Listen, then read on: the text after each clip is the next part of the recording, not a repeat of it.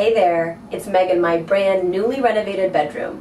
In my next 3 craft videos, I'm going to show you how my handy husband and I transformed this drab little tiny box of a room into an urban oasis.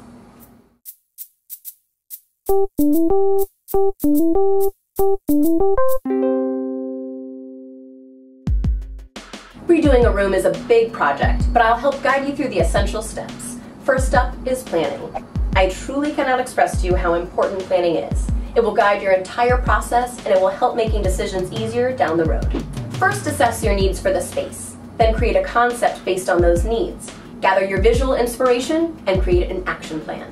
I am a chronic insomniac whose mind just races when I try to sleep. So I need this space to be clean and calming. When it came to design inspiration, I fell in love with Julianne Moore's headboard in the film A Single Man. I have coveted that fabric for 2 years, and I finally tracked it down at Calico Corners. iCats are pretty trendy right now, but this print is so gorgeous. I've loved it for 2 years, so I think it's a classic that I'm gonna love for years to come. These 2 prints from 20 by 200 of swimmers make me feel calm and peaceful. White California paint and the light wood Ikea floors create the clean space we want.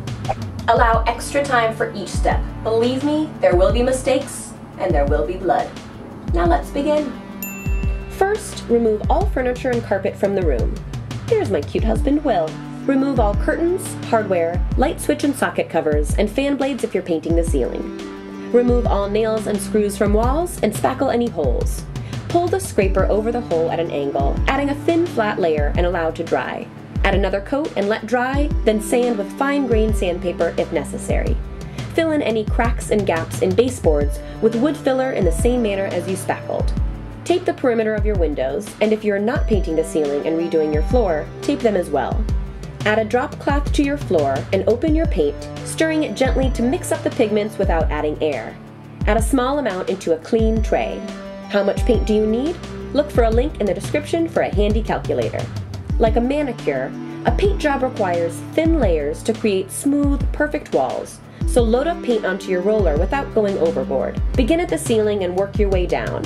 At first we started with a medium-length roller and a stool, but that sucked, so we upgraded to a longer handle. Allow the first coat to dry overnight with the windows open and a fan. Add the second coat, making sure you get full coverage in corners and along seams of windows and baseboards. Allow that to dry overnight as well. Paint tip. To clean up built-up drips from several coats, sand the spot down. Brush the dust away and add 2 to 3 very light coats of paint. Once all paint and touch-ups are totes dry, reinstall your light switch and socket covers. Now that we've done the walls and ceiling, let's get to the floor.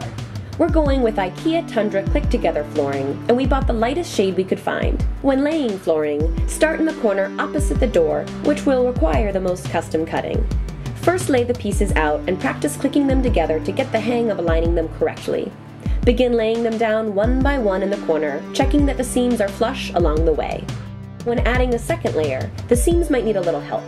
Place fabric or a t-shirt on the end and gently tap with a hammer to push any rogue boards into place without damaging them. When you have all of your full-size floorboards down, you will custom cut the rest. Measure how long they need to be, mark your cut line, and carefully cut your pieces with a saw, of course using proper eye protection. Sand the ends with fine-grained sandpaper and add them to your floor. If you have weird little nooks and crannies, cut tiny custom pieces to fit. The floor looks beautiful and is canine approved.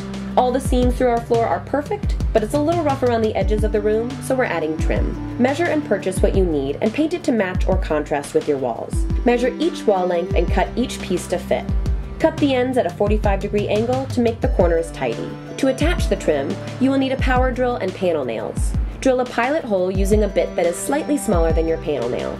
Hammer the nail through the trim end wall at a 45-degree angle. Touch up any nicks with a small paintbrush. With the floor and trim all done, we move the bed, curtain, lamps, and new artwork into the bedroom. Pro tip, adding floor-to-ceiling curtains adds height to the room. The room looks so much bigger, and it really has a calming, serene feel to it. I love what we did. Will, you are a rock star with those floors. Now what do we need? An upholstered illuminated floating headboard, that's what. So be sure to subscribe to Craft to see my next 2 installments where I create a DIY upholstered headboard out of this gorgeous fabric. Thanks so much for watching, and I will see you next time. Bye.